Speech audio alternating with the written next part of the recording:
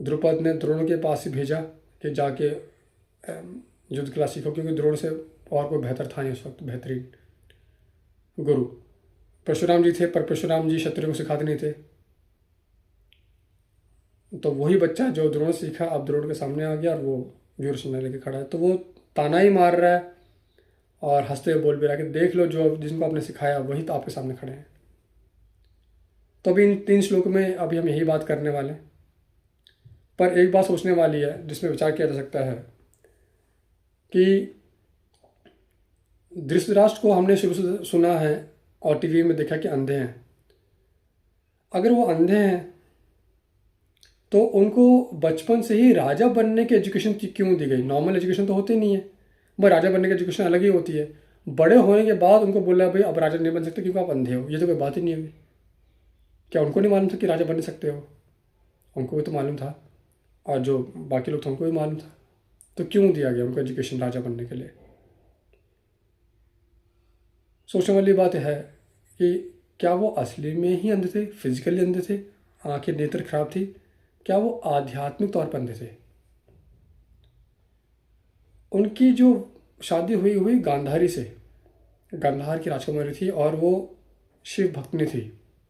शिव भक्तनी क्यों थी? विष्णु की भक्त हो सकते थे, गणेश जी की भक्त, माँ दुर्गा की भक्त। शिव भक्तनी इसलिए दिखाई गई है कि शिव जो है वो चेतना का स्रोत है, संपूर्ण चेतना, प्योर चेतना, शुद्ध चेतना का स्रोत है। चेतना का अगर आप सिंपल लैंग्वेज में समझें तो जागरूक, जागरूक मतलब कि आप अवेयर हैं हर चीज़ के बारे में, अपने खुद के थॉट के बारे में, अपने खुद के इमोशंस के बारे में आप जागरूक हैं।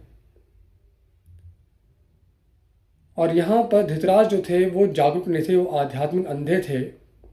तो उनको एक ऐसी वाइफ होनी चाहिए थी उनके लिए जो जागरूक हो, जो उनको सही रास्ता दिखाए। लेकिन गांधारी ने खुद ही अपने आंखों में पट्टी बांध ली। टीवी में तो हमने ऐसे देखा कि उन्होंने आंखों में पट्टी बांध ली, और हमको भी वही समझ में आता है।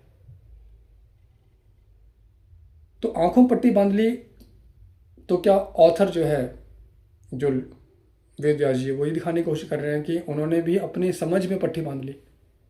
ये एक चर्चा का विषय है, इस बारे में बातें होनी चाहिए।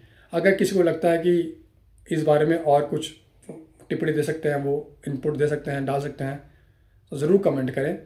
अगले वीडियो में हम श्लोक 4, 5 और 6 को कवर करेंगे। हरिओम।